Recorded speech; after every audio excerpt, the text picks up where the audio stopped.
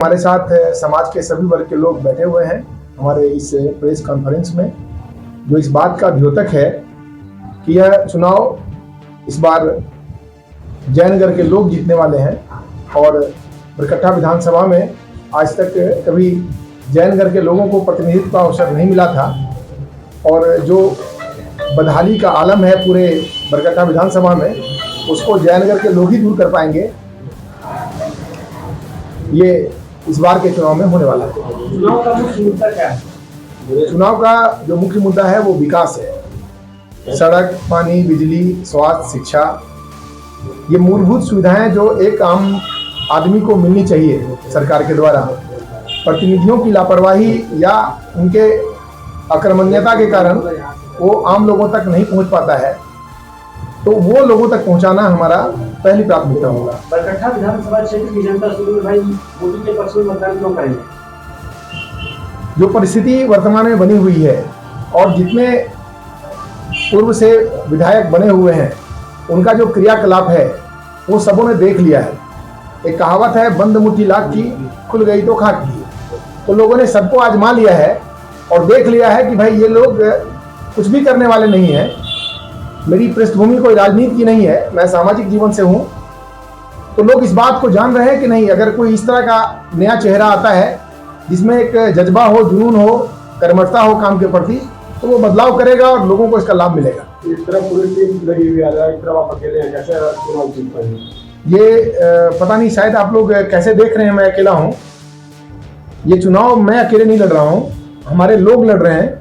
जब मैं पार्टी छोड़ रहा था तो उस समय सारे लोगों ने मिलकर ये सहमति बनाई, हमारे साथ बैठकें हुई, लोगों ने बैठक करके ये तय किया कि नहीं, आपको चुनाव में जाना चाहिए। तो ये सारे लोग, पूरे बरकट्ठा विधानसभा के लोग मिलकर चुनाव लड़ रहे हैं। एक तरफ राजद इंडिया गठबंधन है, दूसरे तरफ भाजपा है, और बीच में आप निर्दलीय चुनाव लड़ रहे हैं। कैसे आपकी जो राहें हैं काफी कठिन, उसको कैसे पूरा कराएंगे? देखिए, राहें कठिन तो रहेंगी ही, चुनाव है तो चैलेंज रहेगा, लेकिन विषय यह है कि पार्टी राष्ट्रीय हो या क्षेत्रीय, उनके उम्मीदवार कैसे हैं। उनके नए चेहरे नहीं हैं, वो सारे परखे हुए चेहरे हैं, सबों को लोगों ने टेस्ट कर लिया है। तो स्वाभाविक है भाई, उनका जो व्यवहार है, उनका जो क्रियाकलाप है, उन्होंने पिछले विगत 20 वर्षों में क्या क्या विकास के कार्य किए, ये सब लोग देख रहे हैं। तो स्वाभाविक है कि भाई जब ये बातें छन के सामने आ रही है तो लोग बदलाव चाह रहे हैं। जीत जाने के बाद आप निर्दलीय में हैं, जीत जाने के बाद आप किस पार्टी में शामिल होंगे? देखिए, ये विषय अभी नहीं है कि जीतने के बाद कौन क्या।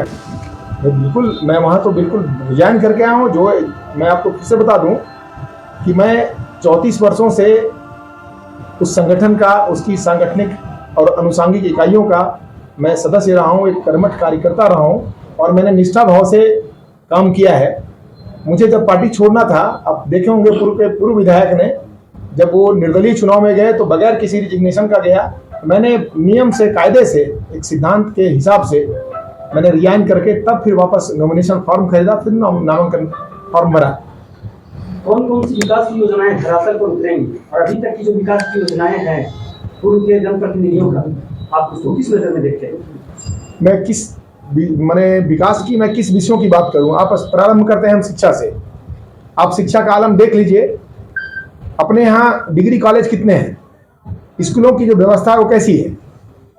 आप अगर पाएंगे कि 1960 में जो अपना जे कॉलेज बना हुआ है, तब से लेकर आज तक हमारी आबादी कितनी बढ़ी, और उस जो बच्चे आज की तारीख में नामांकन कराना चाह रहे हैं, उनका नामांकन हो पा रहा है क्या?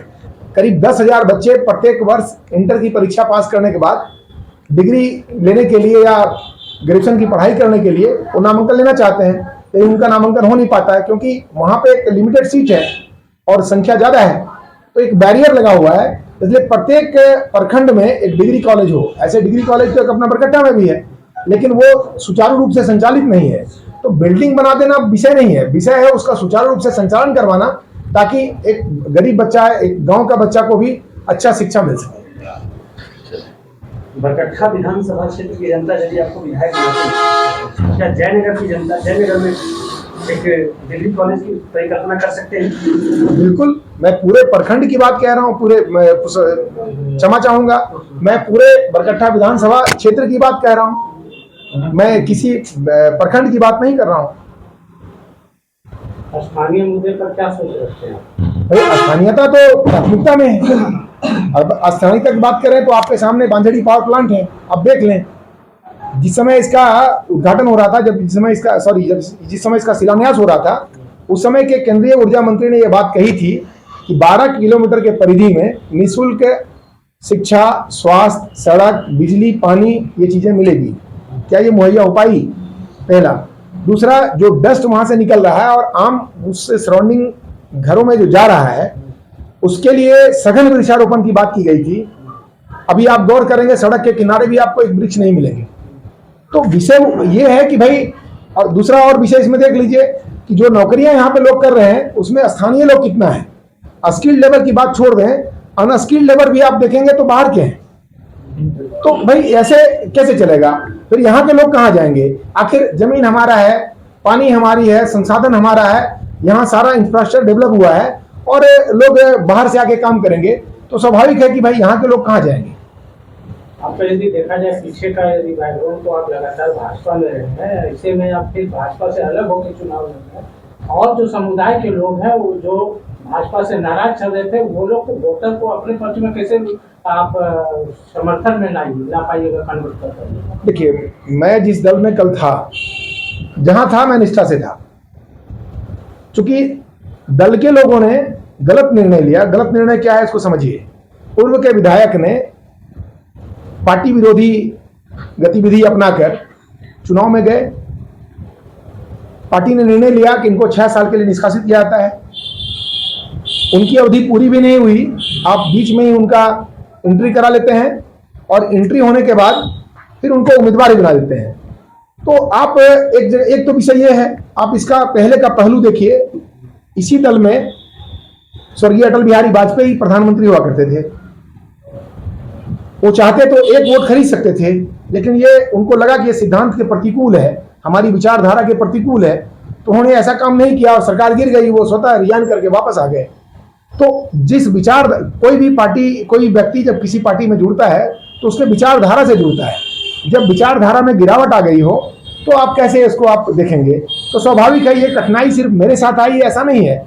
ऐसे कई जगहों पे आप देखेंगे कि इस विश्व की सबसे बड़ी पार्टी के बहुत सारे कार्यकर्ता, विधायक, सांसद पार्टी से रिजाइन करके और वापस अपने अपने तरीके से लोगों के कहने पे चुनाव में गए हैं। इंडिया गठबंधन के द्वारा लोगों को के लिए वोट करिए, विकास के लिए वोट करिए। और जो उम्मीदवार आपसे जा रहे हैं, क्योंकि 20 उम्मीदवार अभी मैदान में हैं, तो सारे उम्मीदवार अपने अपने हिसाब से बात रखेंगे।